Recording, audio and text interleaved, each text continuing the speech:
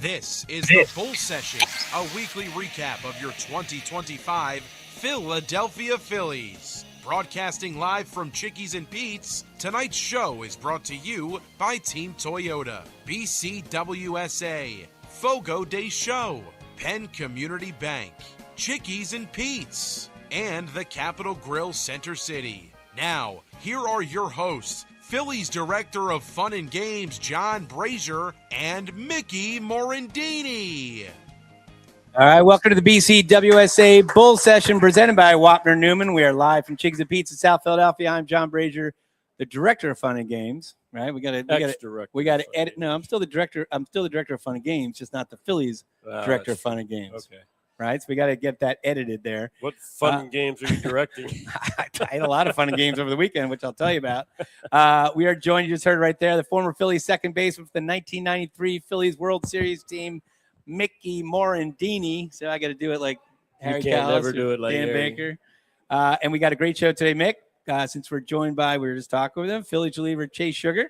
How's it going, Chase? Good. How are you? Good. So I know from just talking to some people that you're a big golfer, and I was telling you off the air that Mickey and I are both love to golf. I can't say I'm very good, but I like to bomb it. You have your moments. But awesome weekend. Were you watching the PGA? As much as we could, just in the clubhouse it was on, and every in between things you're doing, you're stopping, watching, and got to go get back to the routine. It was on. So I belong to Manufacturers. I'll bring you out there at some points. Great course out in Fort Washington.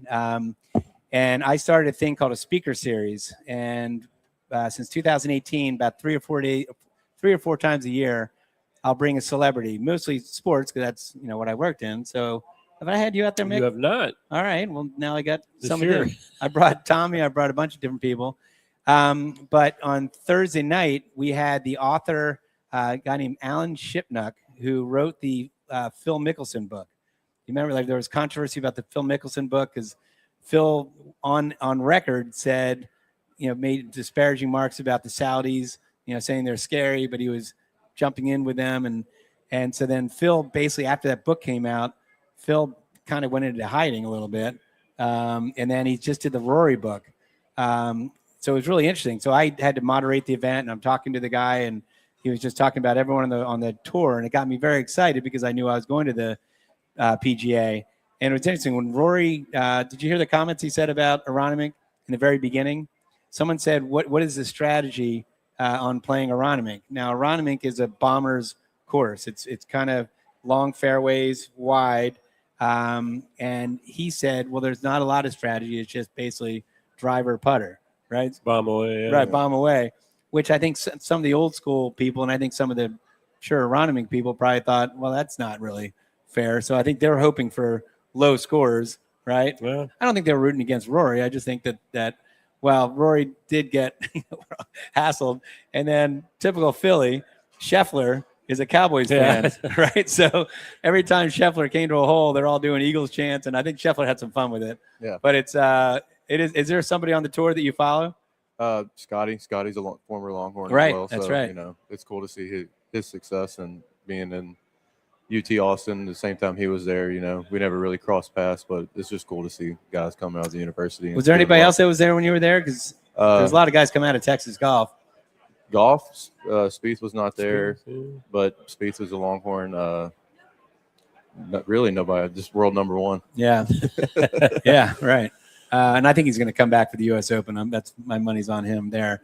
But I was telling you, my buddy had to build a platform right on the 13th green, and then you could pivot and then watch the 14th tee. And that tee was just diabolical on that Friday because it was right over the sand trap way to the right. So these guys, it was already a long hole, 200. It was like a 220-yard shot.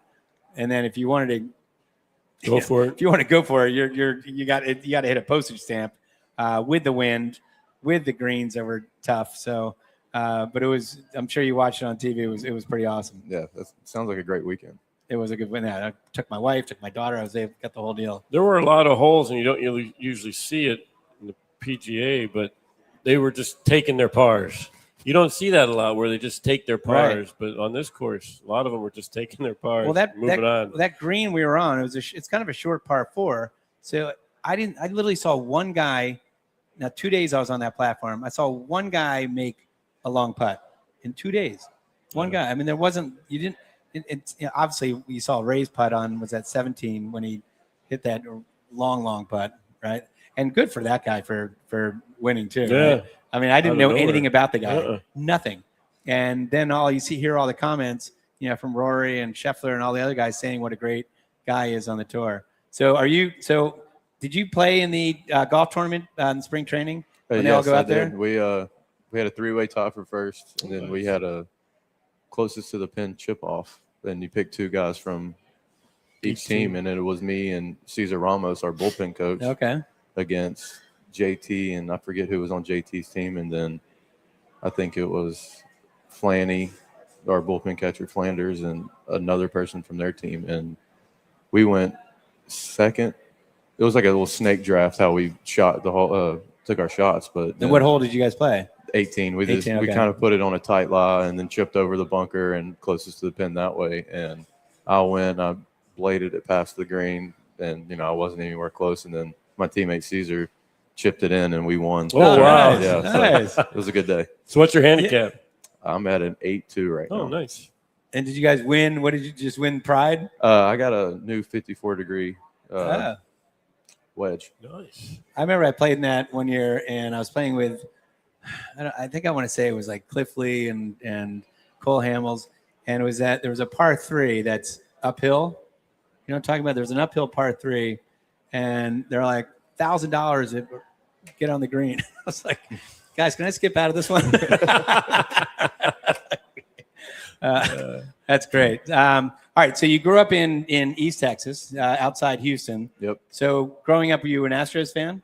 Yes, I was. It was like the 05 Berkman, Biggio, Bagwell, Oh, yeah. the Killer Bees, Yeah. and then growing up watching Roger Clemens, Andy Pettit, Roy Oswalt, Brad Lidge, there was great baseball being played, and they had my interest. It was the closest park, and me and my grandparents took off every chance we got. And yet, did you play with Cody? I played with Cody at Texas. We wow. Same age, went in together, and got drafted the same year together. Okay, so you got to know the dad too. So, yeah. So that must have been cool, as a kid watching Roger Clemens, and then playing with his kid and getting to know the dad. Yeah, I was definitely starstruck meeting him for the first time.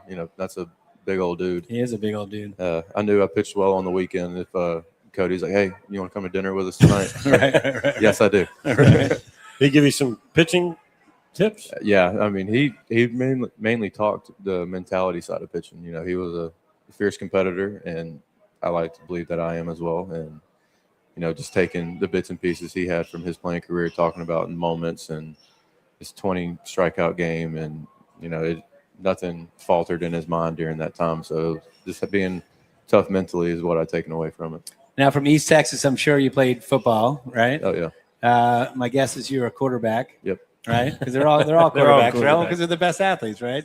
And you were probably a shortstop growing up in Little League and a pitcher. Yeah, I played center, third, and a little bit of shortstop. Okay. Did you play defense? Did you play safety or defensive back? Free safety. Free safety. See that, Mick? I got to cover it there. You do. You do your homework.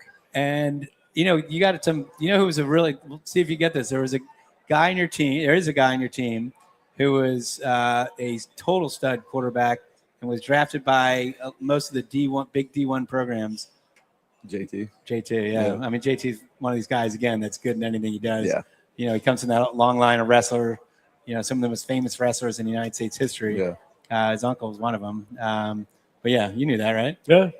This guy set his high school basketball record, still has the scoring record in basketball, and that was before the 3-point line. Right before. Right? Came in the year after I graduated. Now, did you ever think about football, or is it more just baseball as a career? I got like a D3 look. I mean, if you would have asked me in middle school, freshman year and sophomore year, what I wanted to do is I wanted to play football.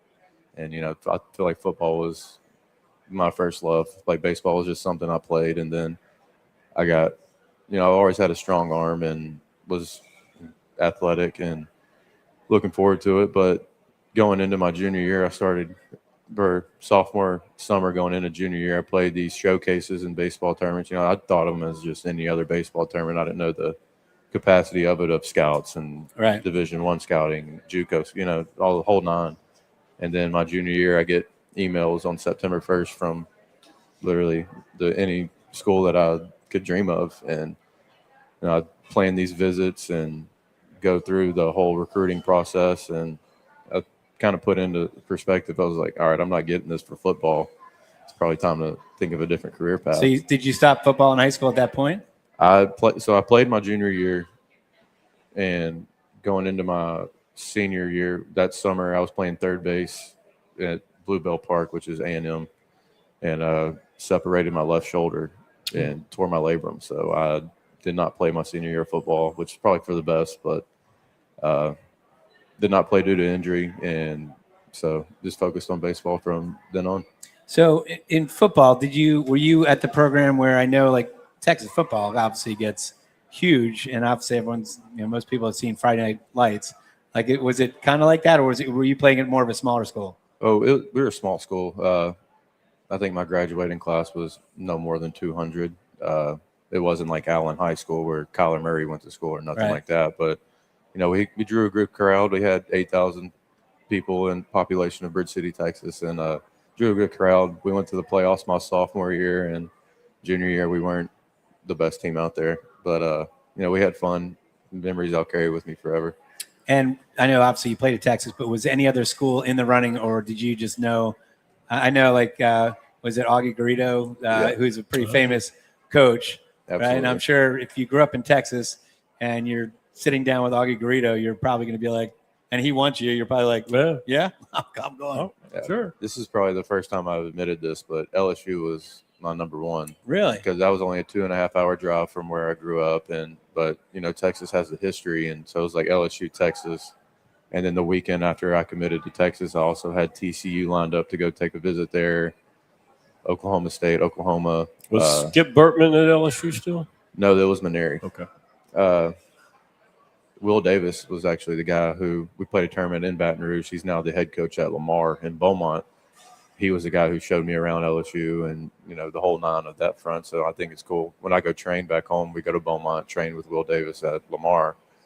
Facility, track man, everything we need. So I think it's just a small baseball community, how you meet this guy in high school. Now he's running the show here at Lamar, and it was just pretty cool. But, yeah, really any SEC school I was trying to get into, but I took that first visit, sat down with Augie for an hour and gave us this whole spill, his background, where he's from, his military lifestyle, how he expects to win, what he goes about his business, and then talking to Tommy Nicholson at the time, who was their hitting coach, because they wanted me to go in as a two-way, and I two-wayed for the fall, and then my shoulder, I never had surgery on it, so it was kind of, like, hey, we're just going to pitch. But sat down with Augie and me and my uncle and my grandfather, and at the end of it, my grandfather goes, where do I sign? right. So we committed that day and banged every other visit. Because I looked at your stats even in high school as a hitter, you hit like over 500, and I mean, like, I love watching these stats of the guys that were pitchers, and then you go back in high school and you obviously the great athletes you see they're hitting. So in 2006, for me, I grew up in this area, and I was single, and a buddy of mine called me up and said, "Hey, what are you doing?" This is like 3 weeks before New Year's Eve. Said, "What are you doing New Year's Eve?" I said, "I got nothing really going on." He's like, "You want to go to the Rose Bowl?" So I had no idea I was about to, because I didn't have any allegiance, Texas or USC. I decided to be a Texas fan for whatever reason. I just had to pick one. And so I went out and got the Texas hat and the whole deal. And little did I know, I'm about to watch one of the greatest, because that goes down in history as one of the best, not the best. It's the greatest football game ever. Yeah. And I think Vince Young scored the touchdown in the end zone. It was just incredible. You got Reggie Bush, you got Vince Young, and it was back and forth. I think it was like 41-38, right? So I kind of stumbled into that. Exactly. It was pretty cool. So I'm sure you watched that. Absolutely. You stayed up past my bedtime for that one. right. It's pretty awesome. That's great. And then I guess, did you know that obviously when you start getting recruited, when you say you're going to the showcases, that's when you kind of knew that you had a future. Did you think at that point that maybe this could roll into like a pro career, or? Yes and no. I don't think I ever sold myself short on how good I was. I kind of feel like I always knew how good I was, but it was also being able to be that good every day. And I didn't really understand the toll that it takes, especially in college where you got school from 8 to 12, you got study hall for an hour, and then you got to go to practice for 4 hours and going through that. So, but I would say going into my junior year of college, I turned from a reliever to a starter and had some success in the Cape Cod League. And I was like, okay, like I can get drafted as a starter. Right. And then I ended up in the rotation and some relief spots, just like if Tuesday game, bullpen day, need a close situation, safe situation. And, but I feel like me having the versatility to close, to start, long relief, like whatever was needed, kind of opened up the team's eyes to where be like, hey, we should give this kid a shot. All right, when we come back, I want to get into the because I'm fascinated by the Cape Cod League. Did you play in the Cape Cod League? All right, I want to talk to both of you guys about that when we come back. Talk more baseball. Phillies reliever Chase Shugart. You're listening to the BCWSA Bull Session presented by Wapner Newman. Hi, it's Pete from Chickie and Pete's. Bring your party to Chickie and Pete's. We can handle groups of all sizes at our locations across the Delaware Valley. Big parties, small parties, company parties, family parties, get-togethers with friends. Order off the menu or our special catering options. We can do it all, including coming to your home or office or special Play 2 party packages at our South Philly location. Book your party today. Hurry, the space is limited. Visit chickieandpete's.com for details. Chickie and Pete's is official caterer of the Philadelphia Eagles Touchdown Club and a proud partner of the Philadelphia Eagles. Hey BCWSA customers, this is Tommy Green from the 1993 National League champion Phillies. My friends at BCWSA are committed to providing us with safe, reliable water and sewer services. They operate state-of-the-art treatment facilities, provide clean drinking water, and make much-needed investments to protect our environment and ensure a sustainable future. Learn how BCWSA's investments help grow and serve our communities. Visit bcwsa.net. BCWSA, prove it. Need auto service in a hurry? No one offers more service centers than the Peruzzi Automotive Group. More certified trained technicians to get you in and out. Appointments available within 24 hours. All makes and models. PA state inspections and emissions to major work including collision. All located on Route 1 in Fairless Hills. Visit any Peruzzi dealership for fast service. Peruzzi Buick GMC, Peruzzi Nissan, Mitsubishi, or Mazda, and their collision center. Penn Community Bank, we're your financial partner for all of life's moments. Our checking accounts are designed with you in mind, providing convenient access and 5-star mobile and online banking services to help you achieve your goals. Right now, you can earn a $350 cash bonus for opening a qualifying new checking account with direct deposits in the first 60 days. Visit PennCommunityBank.com/cash bonus to learn more. Penn Community Bank, here we grow. Offer terms and conditions apply. Limited time offers subject to change. As for full details, member FDIC. We now return to Chickies and Pete's for the Bull Session. Once again, here are your hosts, Phillies Director of Fun and Games, John Brazer, and Mickey Morandini. All right, we are back to the BCWSA Bull Session presented by Wapner Newman. I'm John Brazer, Director of Fun and Games, and joined by my co-host Mickey Morandini and our guest Phillies reliever Chase Shugart. And Chase, we just left off by both of you guys were talking about how you played in the Cape Cod League, and to me, that's like Americana at its finest, right? Absolutely. It's like you're playing basically on you feel like you're playing at a park. And I remember I went to Chatham, I think, and it was, you got the people that sell T-shirts at the tables, and you're close up, and it's great competition because this is kind of some of the first opportunities for scouts to see guys play in a wooden bat league. So for both of you guys, what was that experience like? And do you still? I guess you stay with the host family, right? Yes. Have you stayed in touch with the host family since then? I have not. It was Bad. I have not, but it was. I had a tremendous time up there. I don't know how they do it now, but we had to get a job, so I was a house painter. Yeah, I worked for a house painting company, so we would paint. Did you have any idea what you were doing? Well, easy stuff. Okay. Get up on ladders and stuff, Okay. but. So we would do that in the morning and then go home and then play a game, late afternoon. It was Chase, fun. did they put you to work? Yeah, but we had to work the camps they put on for kids. So Yeah. like we had to work 4 weeks worth of camps and then they paid you for it, but then go do those camps for 2 or 3 hours, go get lunch, come back to the field, you're ready for a game. I played in Katuitt, so we didn't have lights, so we had to play earlier to where, get the game in and then get out of there. But actually, my host family, we just got on the road trip from Boston. They came and saw me that first night in Boston. So take some lessons here. it was good to see them. And I think Tim Meza played also for Katuitt. Was that the same time? Or No, he was before me, but yeah, we actually talked about that not too long ago. Okay.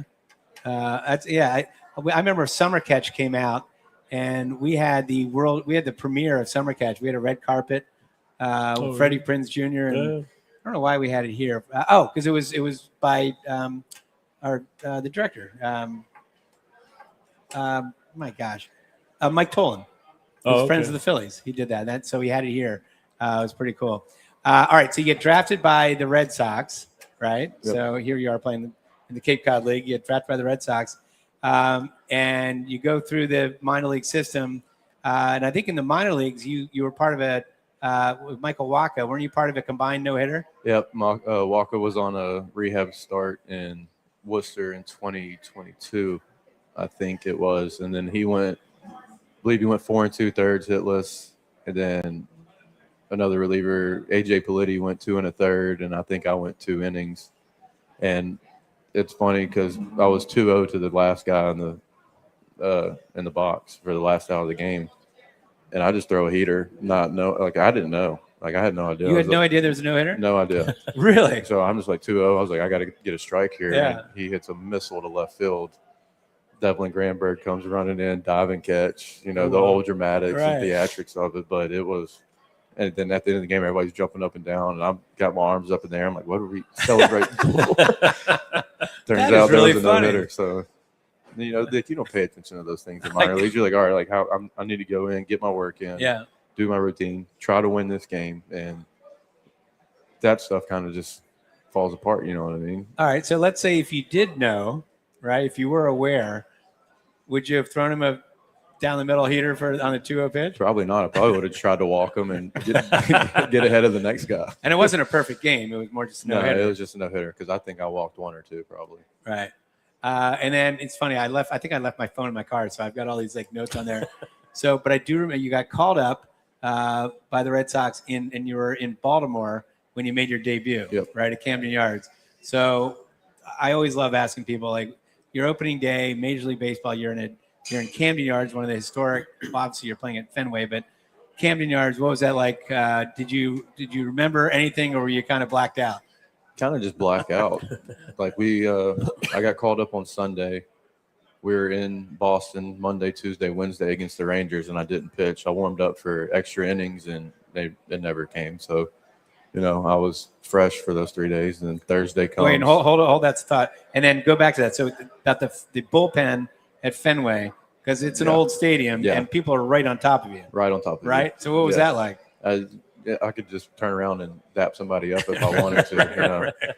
I feel like they could reach out and just grab you or touch you. And, the first time being there, it's a little uncomfortable, but, you get used to it and learn how to block those type of things out. So, but you're also in Fenway. That's right when you're in that bullpen or just even in the stadium itself.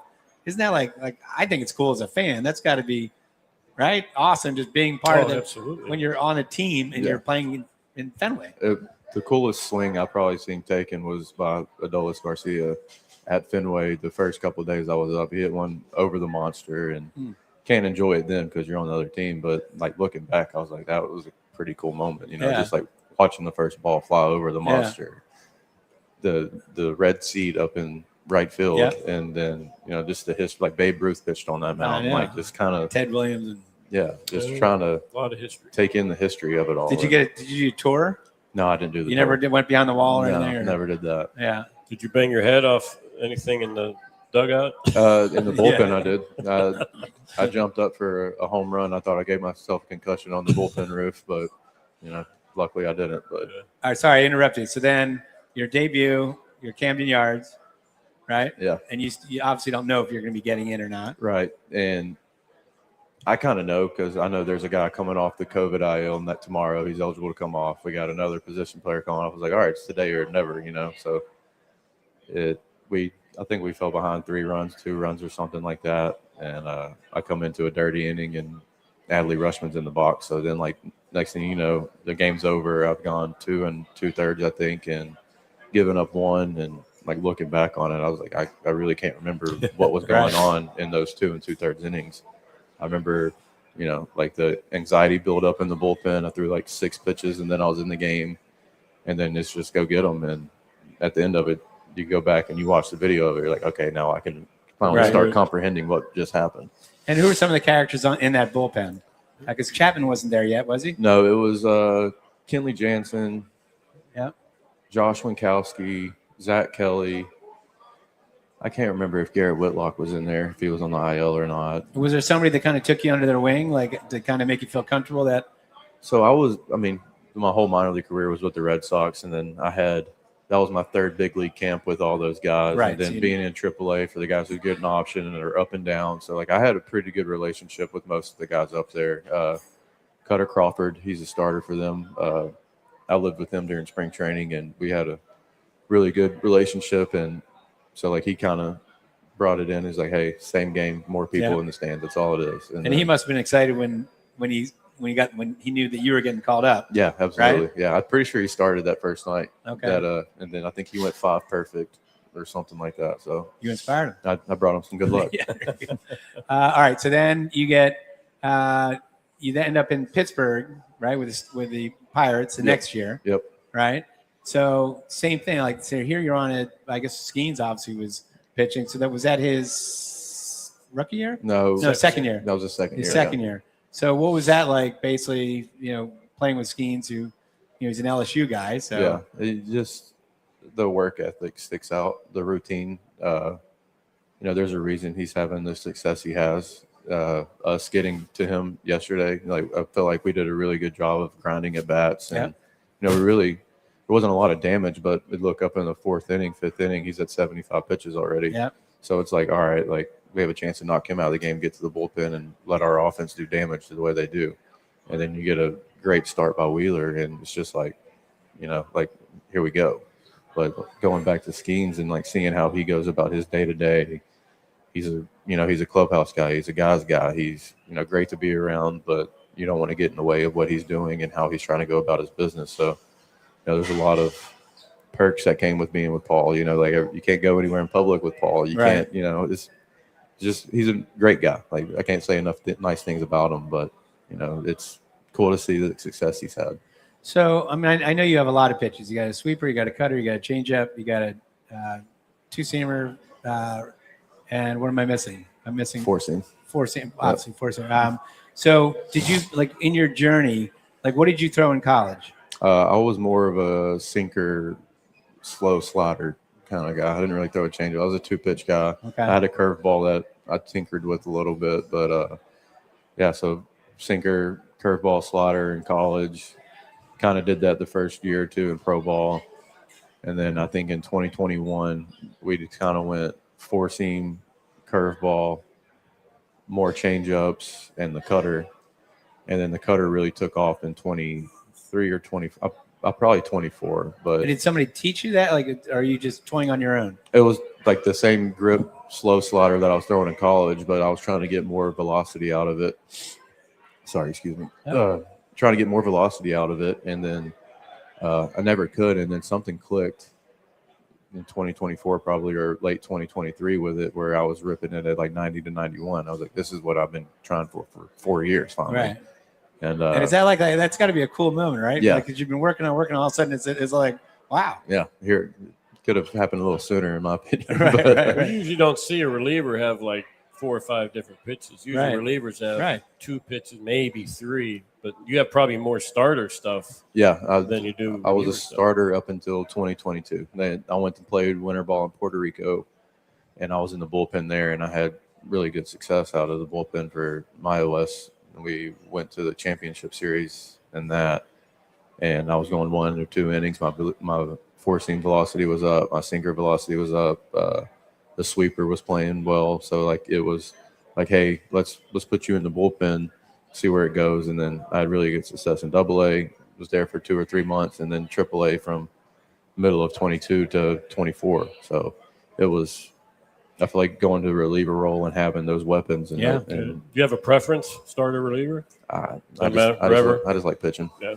All right, let's go to break. When we come back, let's talk about spring training of the Phillies, and then obviously your start, because you had a pretty cool April, especially in one day, I should say. Not one game, 2 games in one day. Yeah. We'll talk about that. More baseball. Phillies reliever Chase Shugart. You're listening to BCWSA Bull Session presented by Wapner Newman.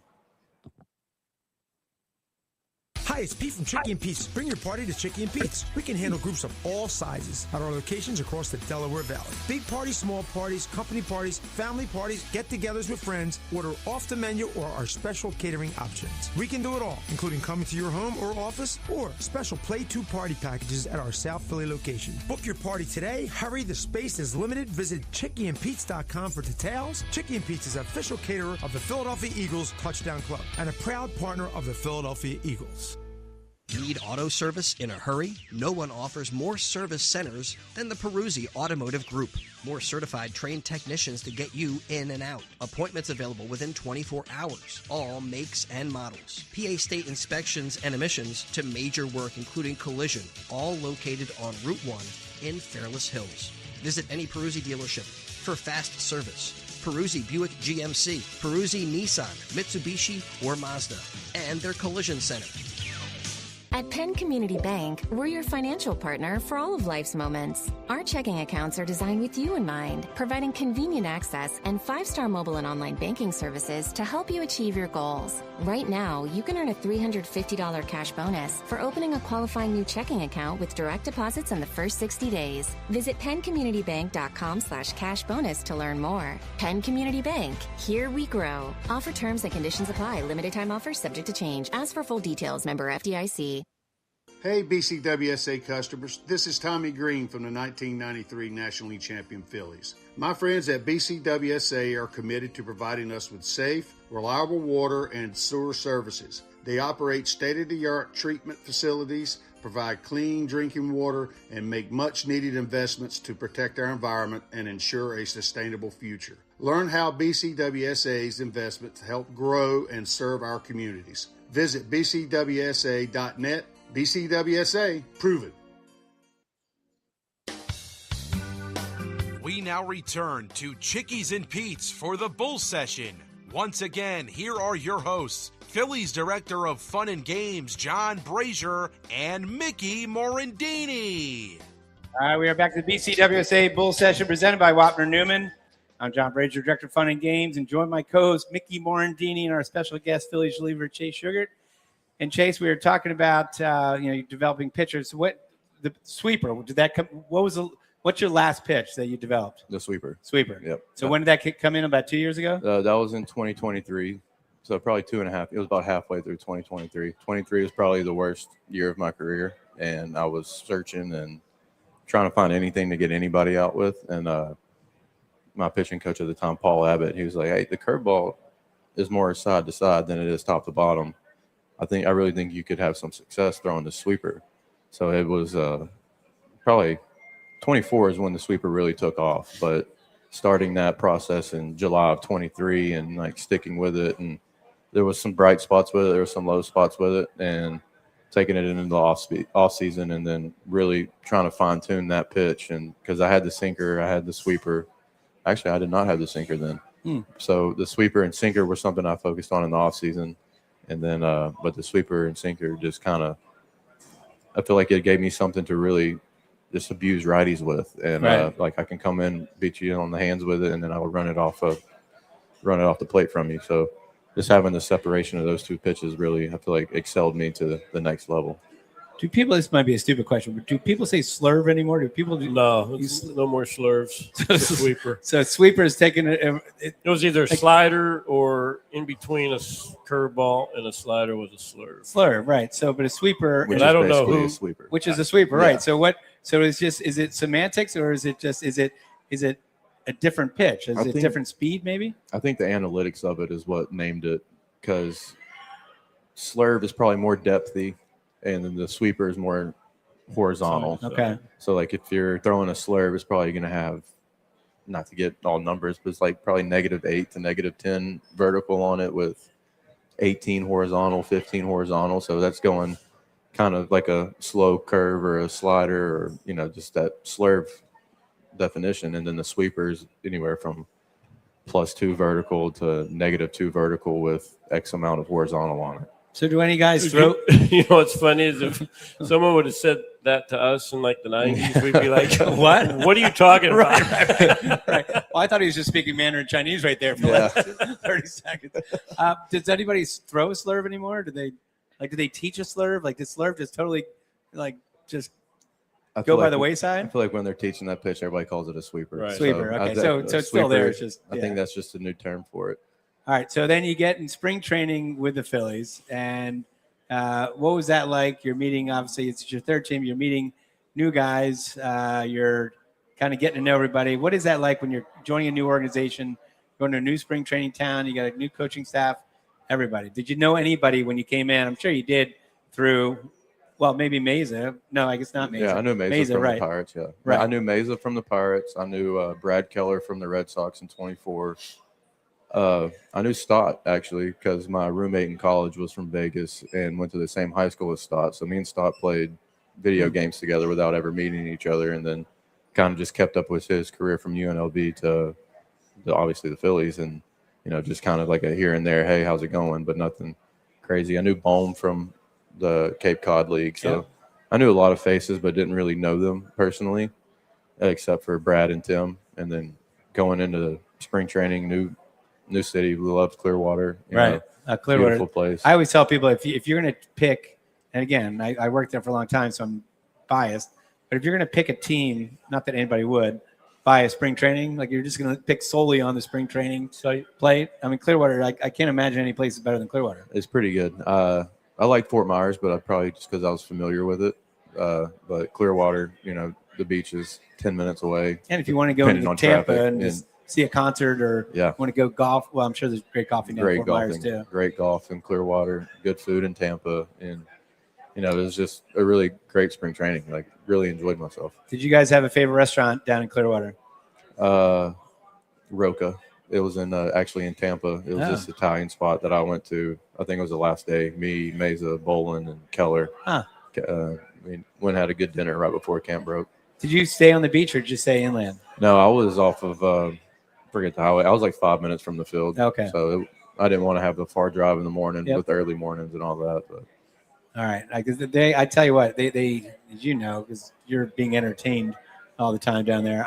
There's a million restaurants down there. People call me all the time. Hey, I'm coming down to spring training for the first time. What do you recommend? And I already have my set list of like Columbia, which is a Cuban restaurant, and Villa Galacci, the Italian, and that's my favorite. Villa Galacci, yeah. And we're down at Fantasy Camp, and that's right on the beach. So again, we're all go out down there.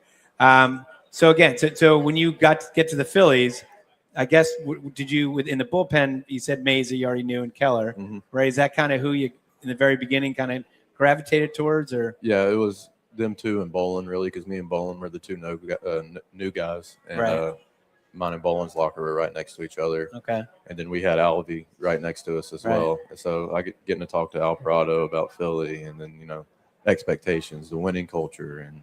Well, you also came from Boston, so you came from Boston and Philly are about the same in the sense that the fans can be tough and tough media market and all that. Yeah, absolutely. And he said, just pitch how you know how to pitch. Everything else will take care of itself. So, sorry, that was something that stuck with me that he said, and just great group of guys. Guys who have played together for the last 4 or 5 years and have been winning, and they expect to win. And coming into that clubhouse was like, all right, like we're going after it. And all right, take me to the bullpen, the Phillies bullpen. So we'll like tonight, you're in the bullpen, got the Reds. Who are you sitting next to? Who are you hanging with? Who's the class clown? Who's the one that you might go to for advice? Like, what is? It's a little fraternity down there. Yeah, we all sit in the same spots every day. I think you're all very superstitious. Yeah, I think I can rattle it off. It goes Bolin on the end, Keller, me, Kirkring, I think Banksy, and then Tim, Alvarado, and then Duran. Am I missing somebody? Bolin, Keller, me, Kirk, Mesa, Banks, Alvarado, Duran. No, that's it. I think you got it. And then Bago sits at the end, our bullpen catcher, and then Caesar and Flanny sit up there on the wall. And the class clown's probably Tanner Banks. Tanner, right? And he's a talker too. Yeah, right. He likes to talk, and then Alvarado's also kind of has a big personality, right? Both big personalities. Take up the room with it, and they're great. They're hilarious. And then Tim Mays is the one that keeps everybody in line. Hey, we got a big league ball game going on. Yeah. And then Kirkering's probably the quiet one. No, Kirkering's also probably leaning towards the class. Oh, is that clown. right? Oh, okay. Yeah. I would think he'd be quiet. Yeah, for some reason I was thinking he's quiet. Well, and then what's Duran like? He's awesome. Somebody who's really good at what he does, and I feel like if you saw him in public and didn't know who he was, you wouldn't know. Like, he's probably one of the best closers in baseball. Yeah. He's really humble. He's really nice. I felt honored. We made a handshake together last week. I was like, oh, I'm in. Right. Me and him have a handshake now. Who initiated that? He did? He did. So I was like, all right, here we go. But did you have one with each player? No, it was just him. Just him. Is that right? Him. Yeah. I thought it was pretty cool. But, Duran's great. And wait, stay on him, because how cool is it to be in the bullpen first time you saw the entrance? So when I first got called up, I think like 2 days later, he went on the IL with his oh, right. I can't even remember what he was doing with left side oblique, whatever it was. Yeah. And so I never got to see it. And then he came back, and then they did it. And I was like, this is probably the coolest thing I've ever seen on a baseball field. It's like a whole production. Especially from that view, your view, when you're seeing him, about to start, and then going out there and. Yeah. I really took away from him. I was like, he is a large human. Like, right. Just a big dude running out of there. And then the same thing with Keller. When Keller runs out, I'm like, these are just two baseball, like perfect baseball bodies. You know what I mean? 6'5", huge, throws flames. Like, it's really cool to see them both. So when you guys go on the road, is it kind of compartmentalized where it's the relievers kind of go out, starters go out, the hitters go out? Or do you guys mix, or is there a small group you guys hang out with on?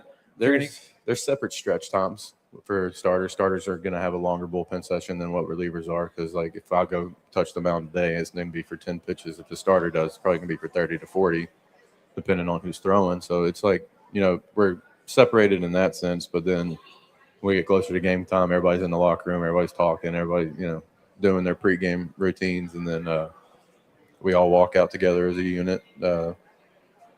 And, it's just, I feel like our unit as a pitching staff right now is just really tight. And, that's what you want. And the pitching staff, and just like, hey, passing the baton on to the next guy, I did my job. It's time for you to go do yours, and then trusting the guy who comes in after you to do his. So just being able to pass the baton and trusting that, the job's going to get done one way or another. Important question now. Are you allowed to play golf on the road?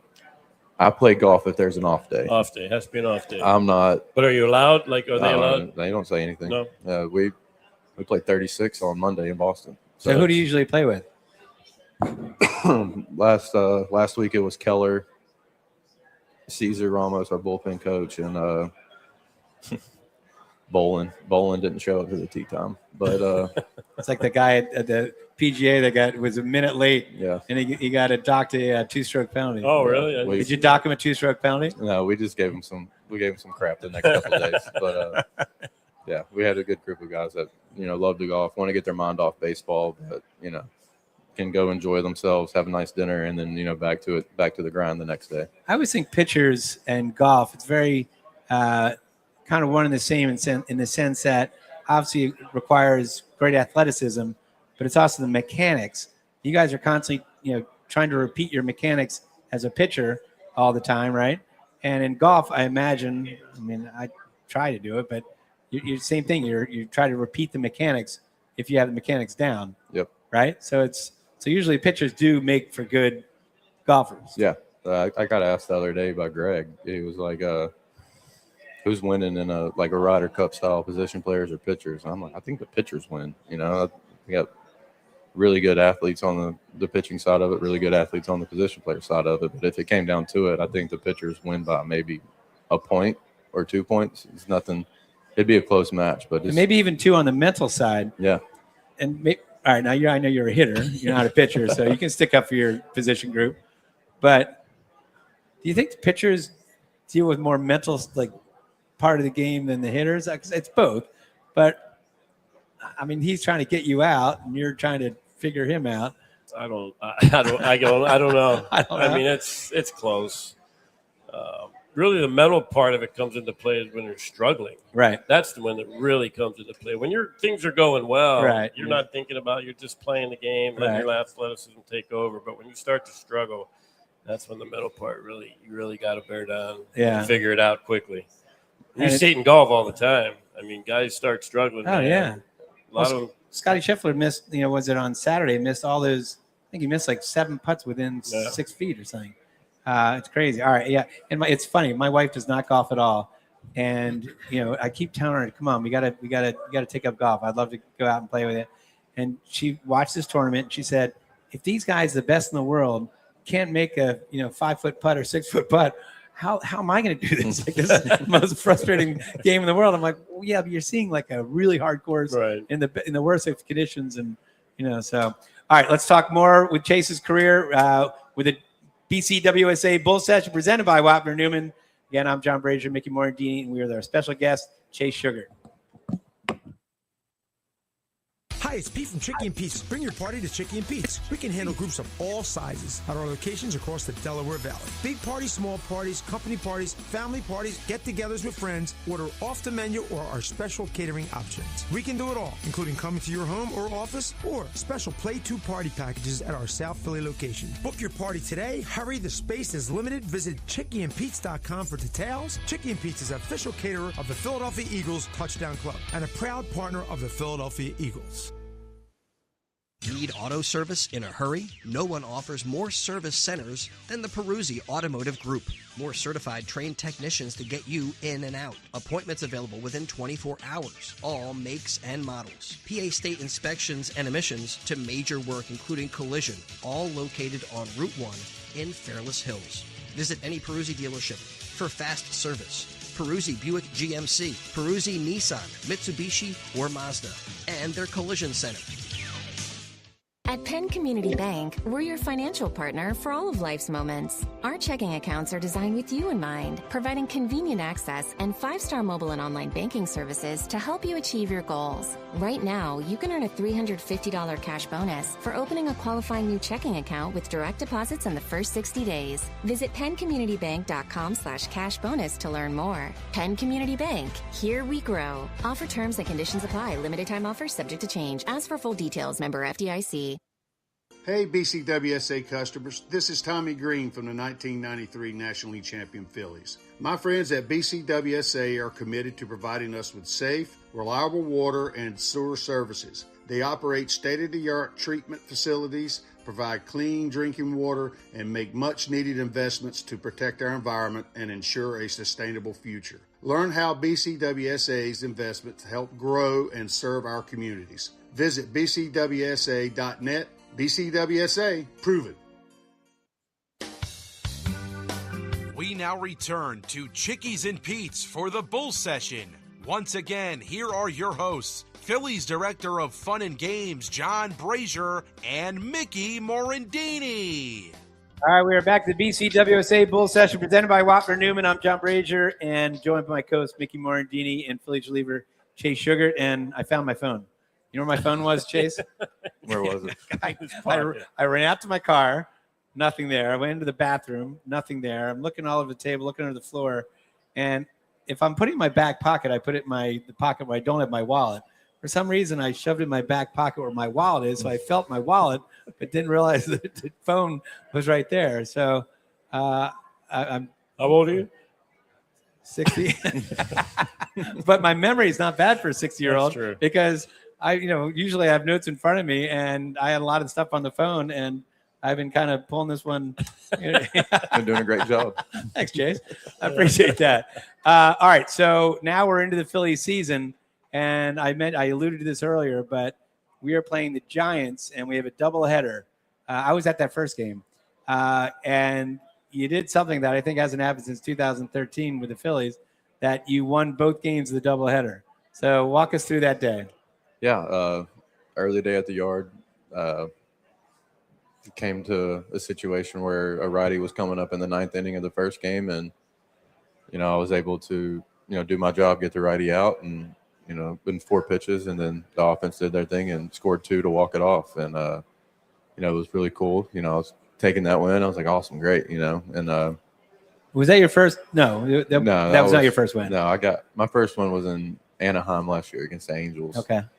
And, whenever I come out of when I get the out, I come in the dugout, the pitching coaches are like, hey, if we pull you right here, you can be good to go for the later game. And I was like, yeah, I'll be fine.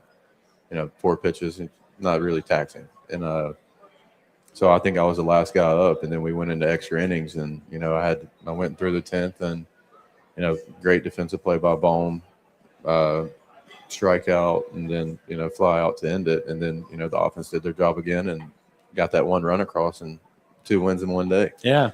So it was a pretty cool thing to say, but it doesn't happen if the offense, is asleep at the wheel. And do you have any memorabilia from that game? Do you have? No, I don't actually. I might have the ball in my locker. If I might, I don't really know. Right. Do you know the guy sitting next to you is one of how many major leaguers? 15. 15 major leaguers to have an unassisted triple play. Really? 92. How'd that go about? First and second, full count, send the runners, line drive up the middle, catch it, dive, catch it. I'm probably 5 steps from second, tramp on second, get ready to throw, and Barry Bonds is standing right there and tag Barry for third out. Lasted about literally, 3 seconds, maybe 4 seconds. That's awesome. Pretty awesome. It's pretty cool. Barry Bonds is involved in that, too. Yeah, it was. And they got I'm actually on a card. Someone snapped a picture for a baseball card of me tagging Barry. So that's pretty cool, too, baseball card. Now, was this like the really big Barry Bonds? Or this was not skinny so big? Barry. Skinny Barry. He got big the next year because he went to the Giants Right. the following year. That's when he got big, but this was skinny Barry. Still very good Barry, though. Right. Well, I used to do a radio show with Ricky Batalico, and Ricky, Barry Bonds charged the mound at Ricky. Yeah. And this is Big Barry, right? This is not Skinny Barry, and that can't be fun. Well, Ricky was a big boy back then. He was. He's Yeah. skinny now, but he was a big boy back then. Yeah. All right. So, and also, what is it? You worked under Topper, obviously. You played under Topper, and I'm one of the big. I told Topper after they let him go that again I worked for under 10 managers if not more, and I told him, I said Larry Boa, Charlie, Topper are like 3 of my favorites, and I can't imagine and I know you played a short time with him, but what a great guy. I mean, and then but what's it like now? You're with Donnie Baseball, Don Mattingly, and now you're probably too young to see Don Mattingly play, but obviously about the history. Right. What's it like playing under Don? He's laid back. He knows. I feel like he knows what he has in the clubhouse, like athletic wise, like with position players, and then I feel like he knows he has a lot of good arms in the rotation and in the bullpen. So I feel like he's just kind of like, we're very fundamentally based, and doing the little things right, and that's what he was preaching when he first got told he was going to be the manager, and we had the meeting. That's what he was telling us. And then, I feel like it's really showed in these last X amount of games, 2 weeks, 3 weeks, whatever it's been. And, it's somebody that, that knows what he has and it just expects you to do your job. And if you're doing your job, great. And if not, I'm sure he's probably going to let you know about it. Yeah. And then, we didn't even talk about the offensive side. Kyle Schwarber, have you seen a guy on a heater like this in the beginning of the season? Never. I mean, it's unbelievable. Never. Maybe Cody Clemens in 2018 with the regional and super regional whenever we were making a push for the Carl's World Series, but I don't even think you can compare it to what Schwarber's doing right now. It's insane. I was warming up to come into the game Friday night against Pittsburgh when he went opposite field off the lefty into our bullpen, and Caesar looks at me and goes, I've never seen anything like this. It's like, me neither. Right. This is just incredible what he's doing. Did you see the guy?